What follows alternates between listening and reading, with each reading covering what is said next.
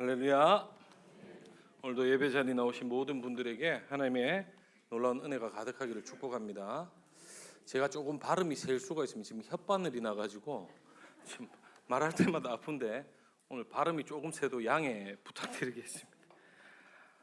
우리는 지난 시간에 이제 메뚜기가 훑고 지나간 이 황무지 같은 인생 위에 이른 비와 늦은 비를 내리시고 또 무너진 마당에 밀이 가득하고 독에는 이제 포도주가 넘치는 하나님의 전격적인 회복에 대해서 말씀을 나눴습니다. 사실 우리 인생에 이제 재앙이 지나가고 이제 평범한 일상의 안정을 되찾는 것만큼 간절한 사실 복은 없겠지요. 뭔가 평안하고 아무 일 없고 무탈한 게 어쩌면 가장 큰 복처럼 느껴질 수도 있습니다. 그런데 우리가 한 가지 이런 생각 속에 질문을 해봐야 됩니다. 만약 우리의 인생이 먹을 것이 넉넉하고 삶이 형편이 나아지는 것으로 우리의 회복이 끝난다면 그것이 정말 성경이 말하는 복인가? 라는 질문들을 해봐야겠죠. 사실 역설적이게도 인간은 결핍 때보다 풍요의 때에 하나님을 더 쉽게 잊어버리는 존재라는 사실입니다.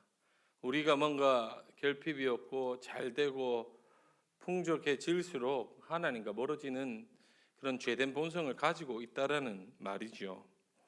삶의 결핍이 채워지는 순간 우리는 다시 자기라는 높은 이 성벽들을 쌓고 하나님 없는 평안을 탐닉하는 존재가 우리 인생이다라고 말할 수 있습니다.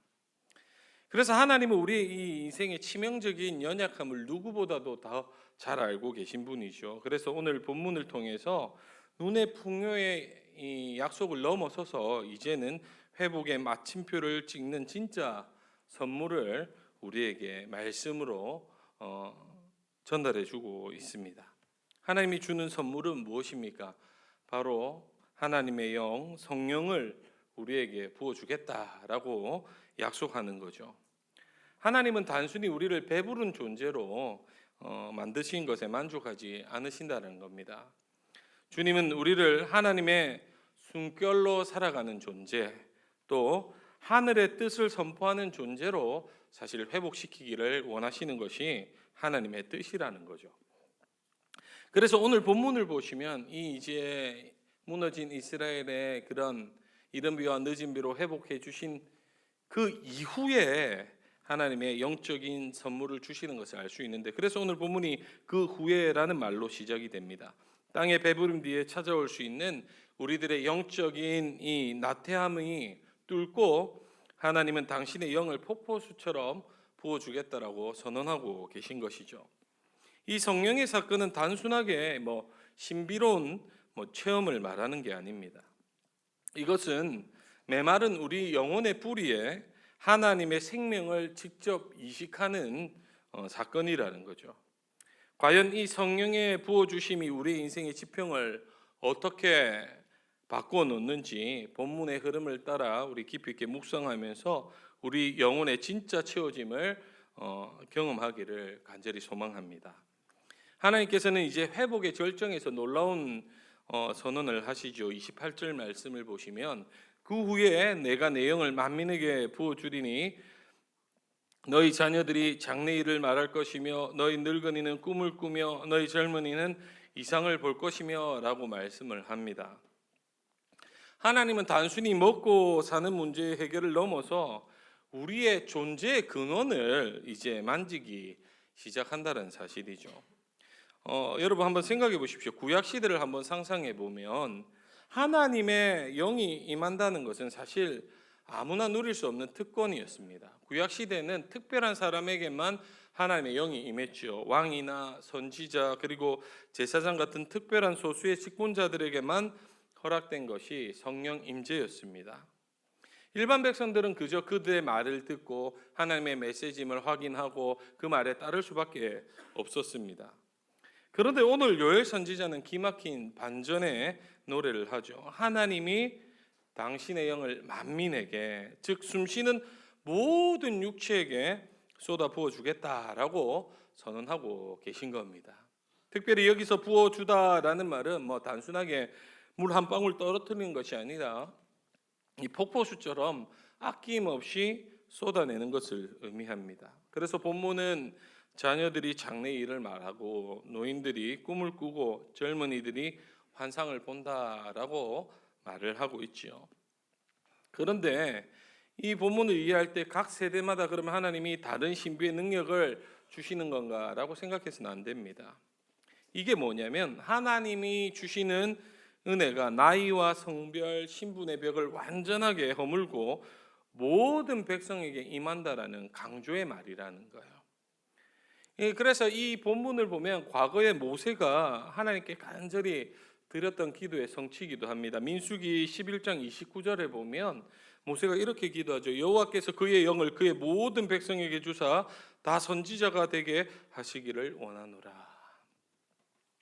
모세의 이 소망이 오늘 요엘 입술을 통해서 현실이 된 것입니다. 이제 성령이 임하면 누구나 하나님의 마음을 알아서 그 뜻을 세상에 전하는 예언적 존재가 되는 이제 영광스러운 시대가 열릴 것임을 선포하고 있는 거죠. 결국 하나님은 우리를 단순히 복을 받아 누리는 수혜자로 남겨두지 않고 하나님의 마음을 직접 깨닫고 그 뜻을 이 땅에 전하는 주의 동역자로 우리를 부르셨다는 사실입니다.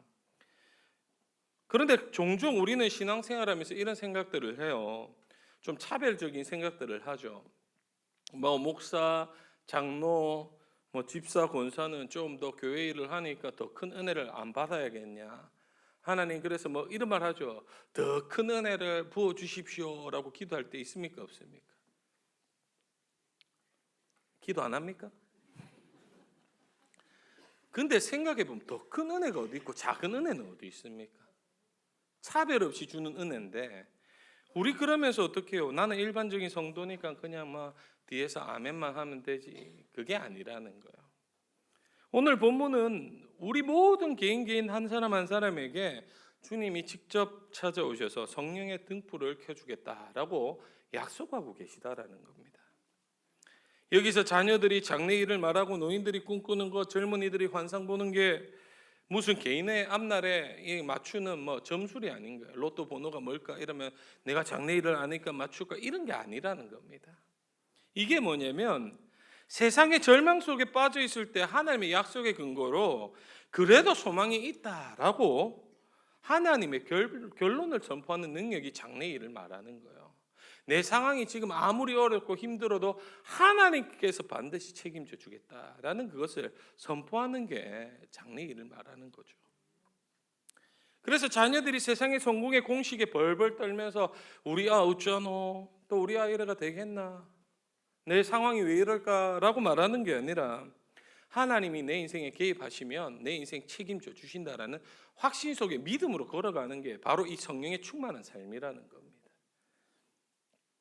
또한 기력이 쇠해서 내가 이제 내 시대는 끝났다 뭐 이렇게 한탄하는 어르신들 있죠. 내 몸이 쇠약하니까 나 아무것도 할 수 없어. 내가 무슨 꿈을 꾸나 말하지만 하나님께서 성령을 부어주면 어르신들은 기도로서 하나님 나라를 이 땅에 세워나가는 겁니다. 몸이 다 부셔져도 아무것도 할 수 없어도 할 수 있는 건 뭐냐? 기도는 할 수 있단 말이에요. 병상에 누워서도 내가 뭐 아무것도 못해도 누워서 할 수 있는 거는 하나님 하면서 기도할 수 있다는 거 아닙니까? 제가 뭐 실버 목장할 때도 그래요.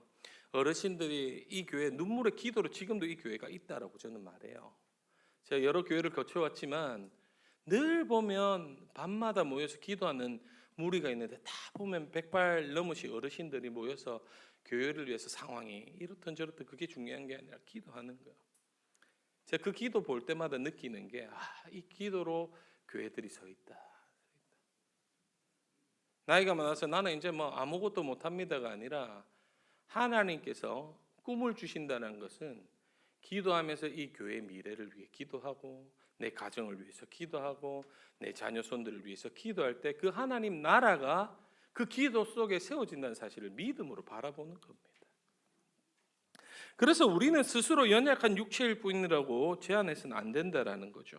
하나님께서는 우리의 나이와 직분과 능력을 뛰어넘어서 우리에게 영을 부어주겠다라고 약속합니다. 그래서 매일의 삶에서 우리가 해야 될 바는 성령님을 구해야 된다라는 거죠. 그래서 세상에 허탄한 이 한탄의 말이 아니라 하나님의 살아계심을 증언하는 통로로 살아가야 된다는 겁니다. 내 상황이 비록 이렇지만 하나님께서는 반드시 하나님 뜻을 이루어 가실 거라는 거예요. 그래서 내가 서 있는 그곳에서 하나님의 마음을 발견하고 단순한 생존자를 넘어서 시대를 깨우는 작은 선지자로 살아가야 된다는 겁니다. 일은 오늘 성가대도 찬양했지만 주가 일하시는 거예요. 그 믿음으로 우리는 꿈을 꾸고 예언을 하고 환상을 본다라는 게 하나님이 일하실 것들을 믿음으로 바라본다라는 겁니다. 그래서 이번 한 주간 우리가 어떻게 살까 고민하기보다는 하나님이 무엇을 원하실까라고 물어보면서 기도하면서 여러분이 성령의 예언적 사명에 동참하는 모두가 되시기를 주님의 이름으로 축복합니다.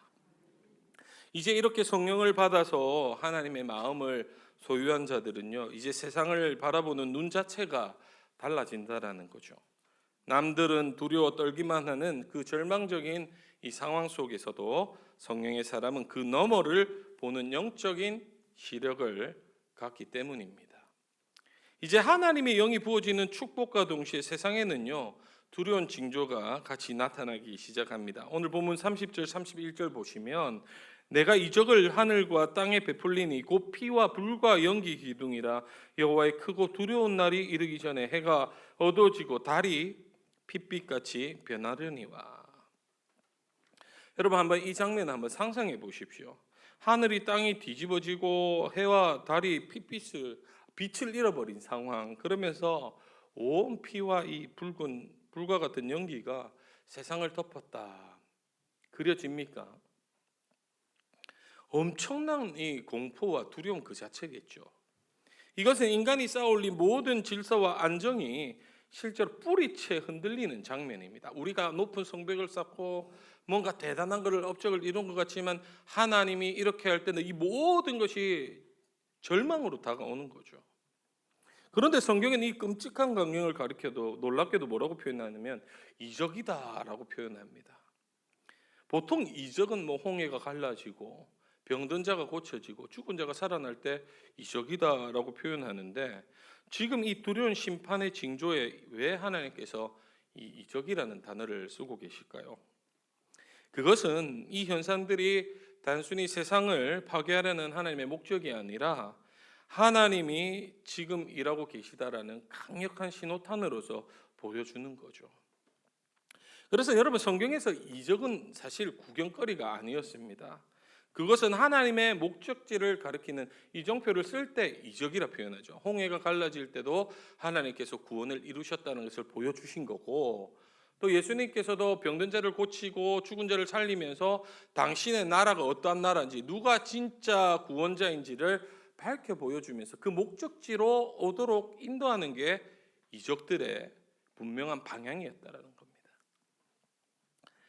세상의 질서와 땅의 형편만 의지하며 살던 사람들에게는 이 해가 어두워지고 달이 빛빛으로 변하는 것이 사실 일생의 절망적인 신호라는 것을 그리고 절망의 선고임을 깨닫게 되지만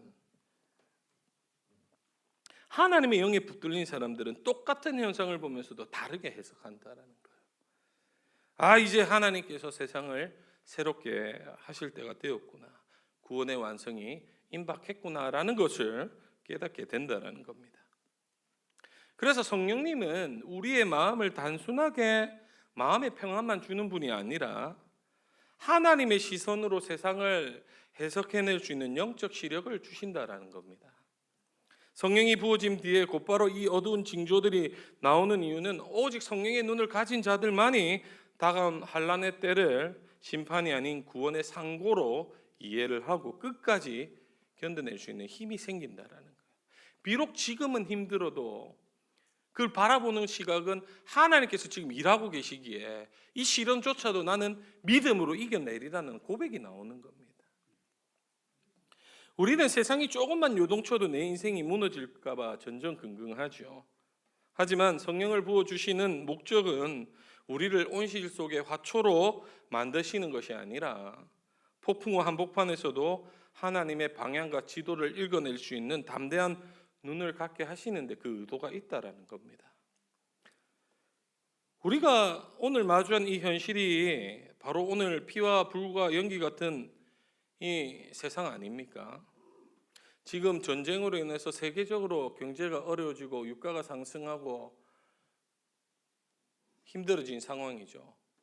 오죽했으면 쓰레기 봉투 싸지게 하는 나라 우리나라밖에 없습니다. 야, 이 봉투 없으면 어쩌노 해서 온 동네 슈퍼를 돌아다니며 쓰레기 봉투를 사는 이 민족들을 보면서 참 대단하다 생각이 들던데 왜 그럴까요? 불안하니까. 옛날에 우리나라 마스크 없을 때도 똑같은 현상 일어나지 않았습니까? 그 마스크 지금 쟁여놓고 쓰도 못하는데 불안하니까 계속 쌓아두죠. 그러면서 또 이 세상이 어떻습니까? 가치관이 타락해서 무너진 세상 아닙니까? 성적으로도 동성애가 이제 새로운 가정으로 세운다니 어쩐다니, 또한 예기치 못한 질병들 코로나 이후로 계속 변이된 바이러스들이 차고 넘쳐나는 시대. 마치 이 시대를 보면 해가 어두워진 것처럼 한 치 앞도 내다볼 수 없는 상황인 거예요. 지금 또 AI 시대라 해서 여러분 1년이 달라지고 있어요. 지금 10년 뒤면 어떻게 세상이 바뀔지 모른다는 이 시대 속에서 우리는 계속 바라보면 불안한 것들 뿐입니다. 그런데 이때 땅만의 소망을 바라보면서 이 땅을 향해 집중하고 살면 그 어둠에 함몰되어서 같이 무너진다라는 거예요. 하지만 성령의 인도하심을 받은 사람은 캄캄한 어둠 속에서 오히려 하나님의 일하심을 볼 수 있다라는 겁니다. 여러분 인생에도 핏빛 달이 뜬 것 같은 고통의 시간들이 다 있었지 않습니까? 인생을 살아보다 보니 무너지고 내 인생이 종말과 같은 그런 상황들이 누구나 한 번쯤은 다 있죠. 그러면서 내가 의지하던 모든 환경의 빛을 잃고 깜깜해질 때가 있다라는 겁니다. 그럴 때 우리가 붙잡아야 될 것은 성령의 손을 붙잡아야 된다라는 겁니다. 여러분 우리 교회도 마찬가지 아닙니까? 우리 교회 왜 이런 일이 펼쳐졌나? 나눠지고 미워하고 분쟁이 생기고 이때 뭘 추구해야 되냐? 여러분 그러면 이제 담임 목사님 공석이 있고 새로운 목사님 이제 뽑아 나갈 건데 어떤 목사가 오면 이 교회가 되겠습니까?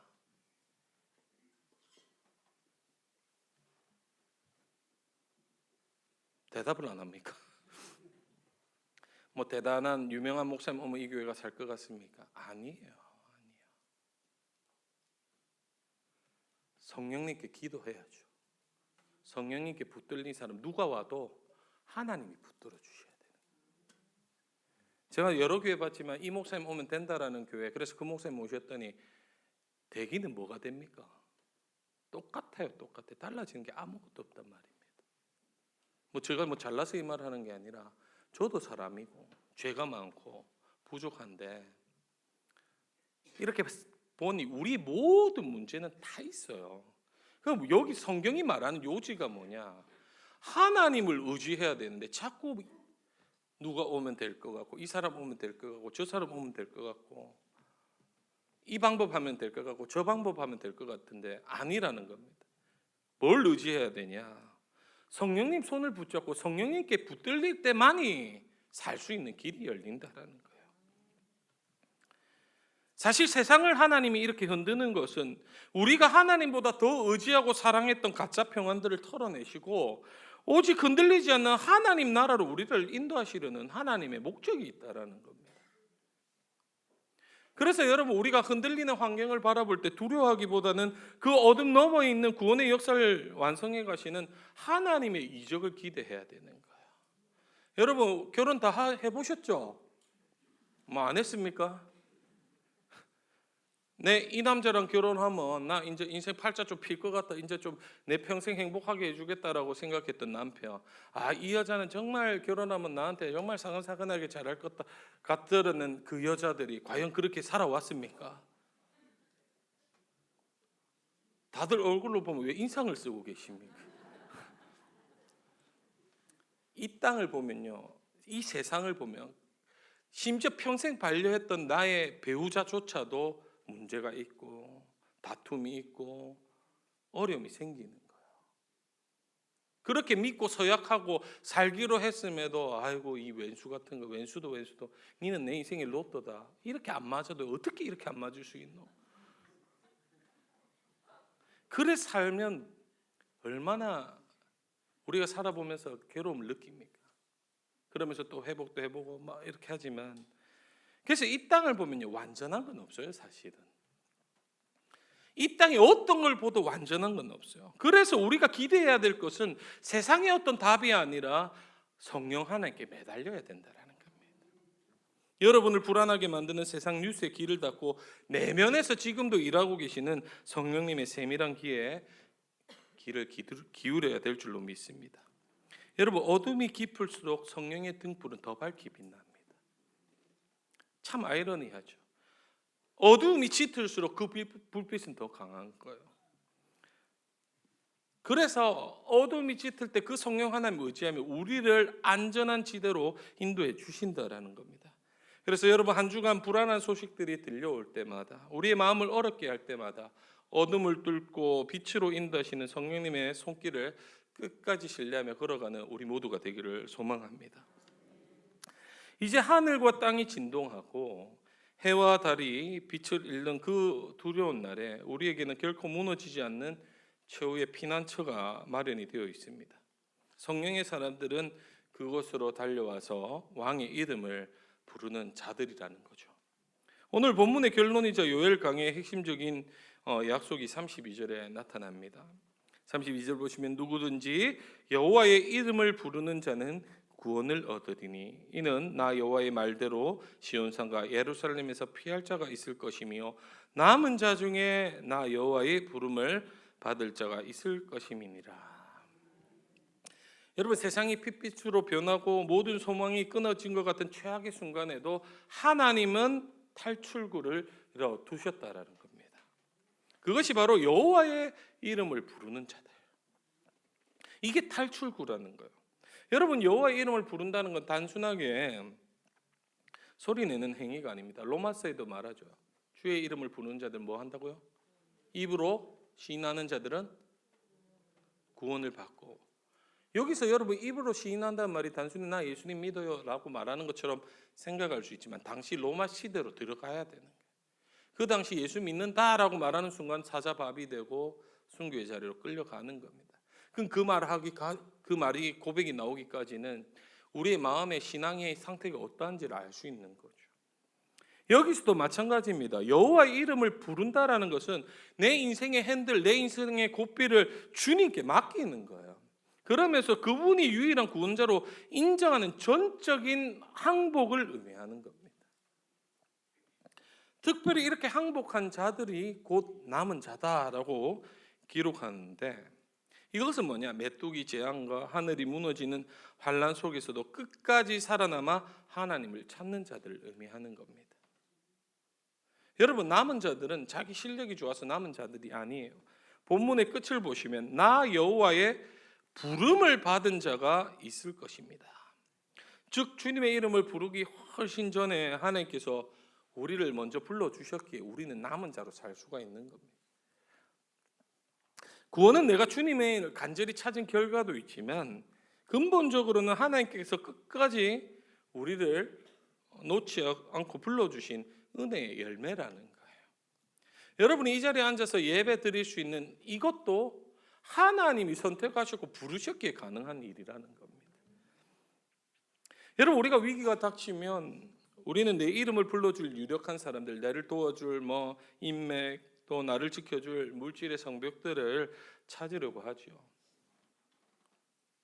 하지만 진짜 안전지대는 오직 여호와의 이름 안에만 있다라는 겁니다.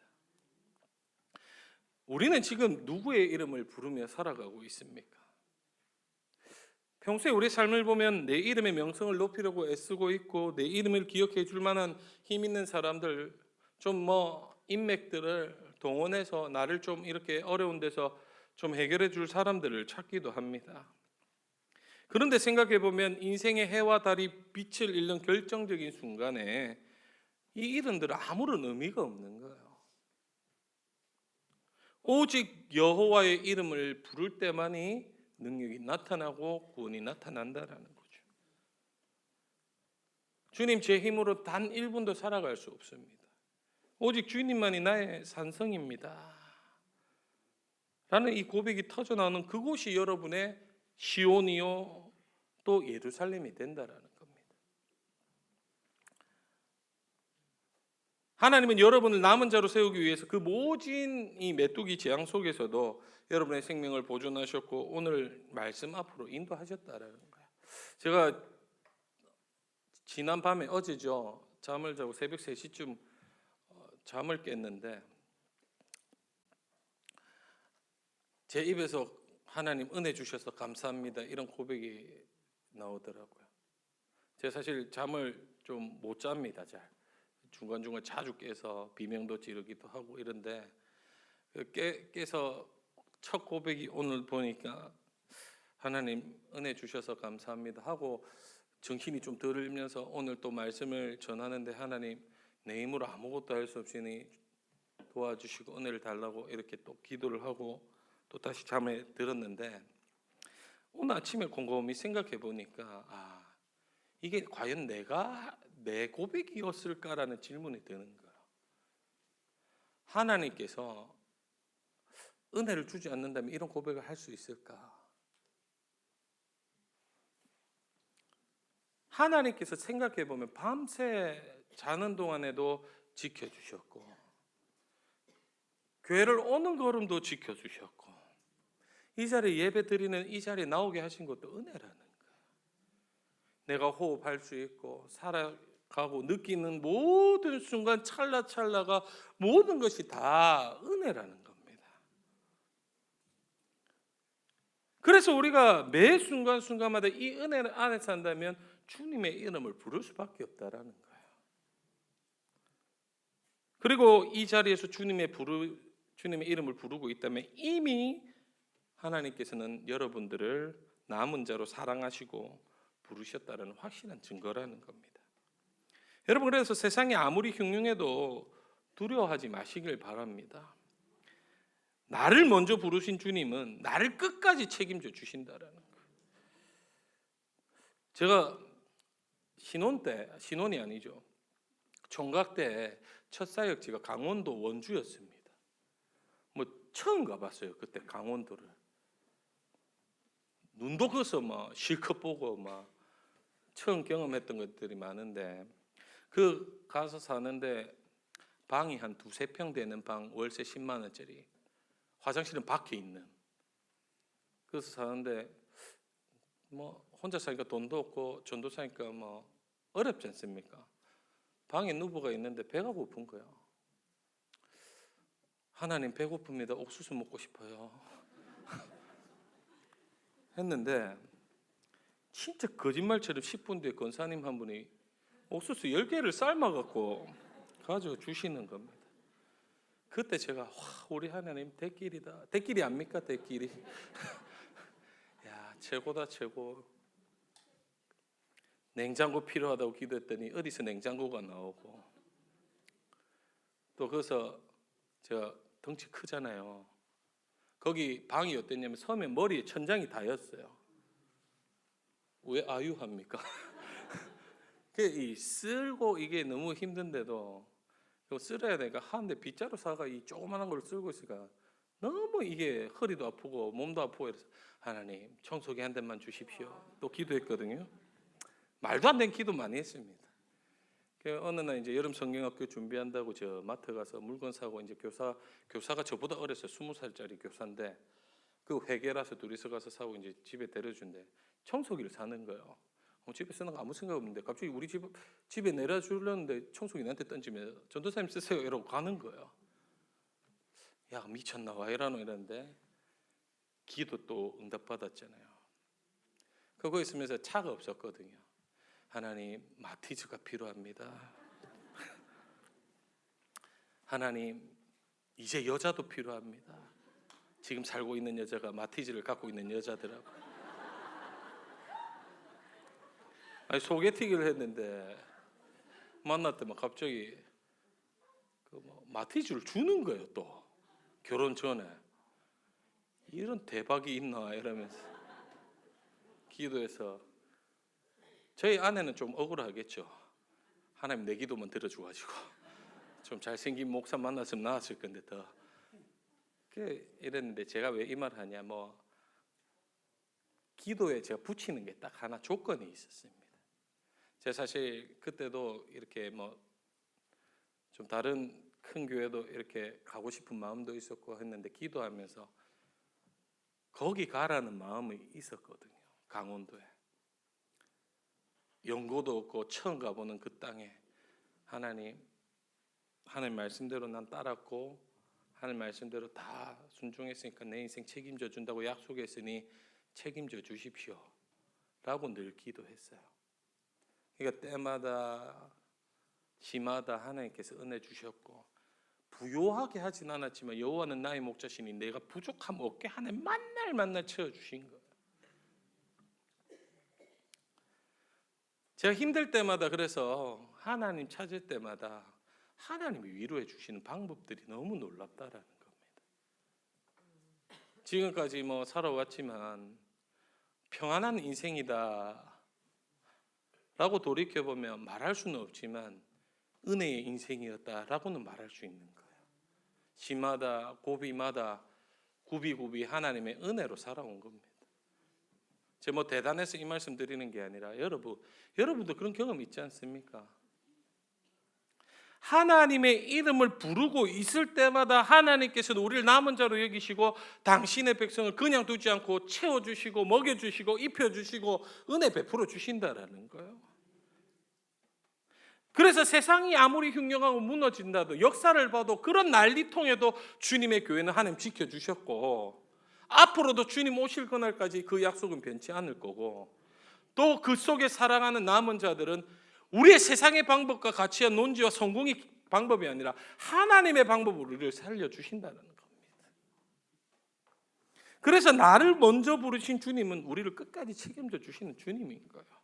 그래서 여러분 이번 한 주간도 다른 어떤 이름이 아니라 주님만 부르짖는 우리가 되기를 소망합니다. 결국 요엘서는요, 이 메뚜기가 갉아먹은 황무지 같은 인생 위에 내리는 영적 담비와 같은 거예요. 오늘 말씀은 하나님은 단순하게 창고를 채워주는 것으로 만족하지 않고 우리 인생의 주인 자체를 성령으로 바꾸기를 원하신다는 거예요. 차별 없이 부어주시는 성령을 경험할 때 우리는 비로소 땅의 한계를 뛰어넘을 수 있고 하늘의 꿈을 꾸는 겁니다.